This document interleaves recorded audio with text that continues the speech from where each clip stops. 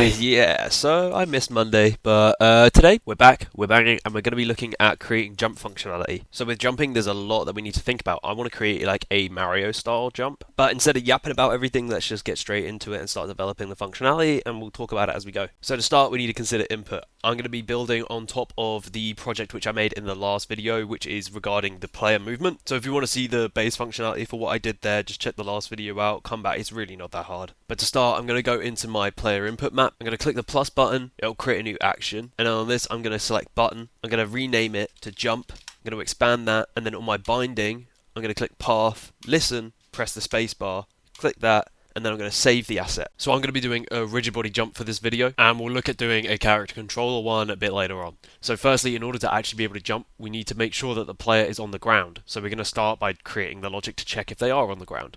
We're going to start by having 4 variables, a layer mask for the ground layer, a transform for the position in which our ground check will happen, a float for the radius of our ground check sphere, and a boolean for is grounded. Then I'm going to go down into my update function and I'm going to say is grounded equals physics.checkSphere, and the parameters inside of here will be ground check.position, ground radius, and ground layer. Now for visibility purposes, at the bottom of my script I'm going to do a private void on draw gizmo selected.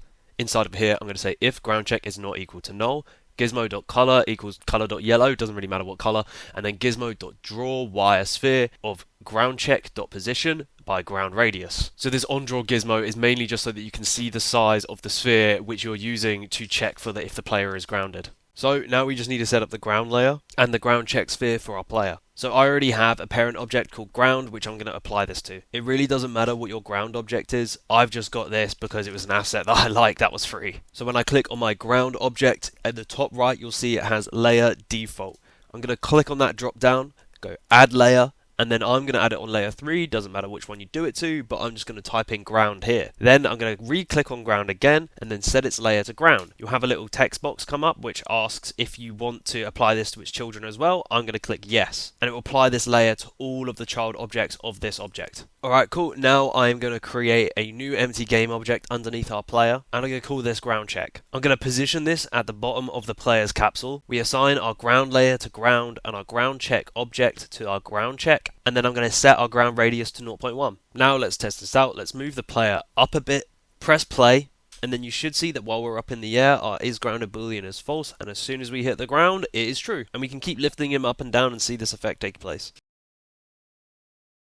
Okay, so as of recording, I'm not completely happy with this jumping solution, so if I come up with something better, then I'll be updating this video to improve it. So when I was researching for this video, I was looking at different graphs of how other games do it. And something in like Mario, they have a break jump, a full jump, and then a full speed jump. So I'm not currently going to be implementing the full speed jump, we're just going to be doing the break jump and the full jump. So the way that I've gone about doing this is that I've created an enum for jump state, and inside of that it's going to hold start, hold, release, and none. So essentially when the user presses the jump button, they're going to transition between these states. When they first press it, they'll enter the start state, which is applying the initial jump. When they're holding, they'll do a full jump, and when they release, we'll cancel their jump logic early so they can get a shorter jump. And then none is just for when they're not jumping. So let's look at the variables. I've got these jumping variables here, and it's going to be a float of jump force, jump time counter, full multiplier, and low jump multiplier.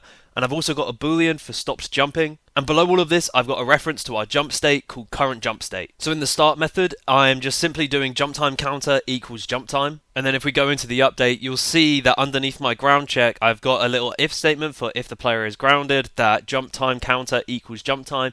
And I've got 3 methods. I've got handle jump state, trigger jump logic, and handle full gravity multipliers. So first, we'll look at the handle jump state. Inside of here, this is basically allowing us to transition between what type of jump that we're doing. It's basically just a little if-else statement. So there might be a better way of doing it, but this is the way I did it. Essentially, we're saying if we have jumped this frame and we are grounded, then the jump state is in the jump state of start. Else, if the jump is pressed, meaning is being held, they've not stopped jumping and our jump time counter is greater than 0, then it means they're holding the jump button. Else, if the jump button has been released this frame, then our jump state is release. And then else it's none. So again, if we consider the graph which I was looking at earlier, that's essentially what we're trying to get along here. Now we just need to actually tie logic to that. So I'm just going to quickly collapse that, and then I'm going to open our trigger jump logic, and this is where we'll be handling the logic between each of these states. So if we go line by line in our jump start, we are resetting the y velocity of our rigid body so that if the player falls off a ledge, we don't get like a weakened jump. Then we're adding a force in the upwards direction by our jump force or force mode impulse.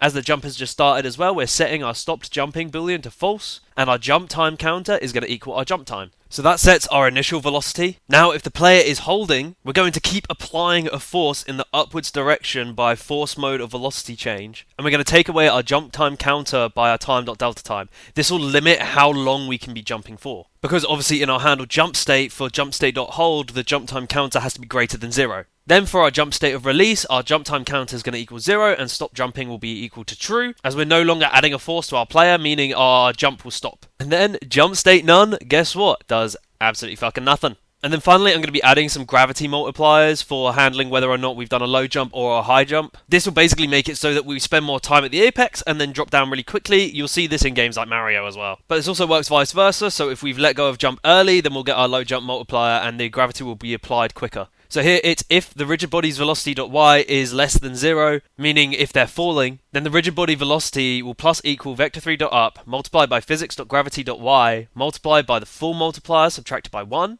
multiplied by times.delta time. Then for our else if they've done a low jump, we're basically going to be adding a parameter inside of our else if, saying if the jump button is not pressed. Then we do the same thing again, but with our low jump multiplier in the brackets. Alright, so now if we go back into the inspector, I'm going to set my variables up, and I'm going to set my jump force to something like 7.5, my jump time to 0.25, my jump time counter, it doesn't really matter, the full multiplier to 5, and the low jump multiplier to 3. These are just preliminary things. You can change these and tweak them as much as you want. So now if I press play, you'll see that if I tap spacebar, I'll do a really low jump, and if I press and hold it, I'll do a longer jump with a bit where I kind of hold at the apex for a second, and then we fall down a lot quicker. So when I said earlier that I'm not completely happy with this solution, it's mainly to do with the hold jump. I don't really like how slow it is to get to the apex. I haven't been able to figure that out yet, but if I do, then I will do an update to this video. However, if anyone's watching and is able to figure that out, please do and send it to me. That would actually be really good. So this video is getting a little bit longer than I usually would like, so I'm going to end it here.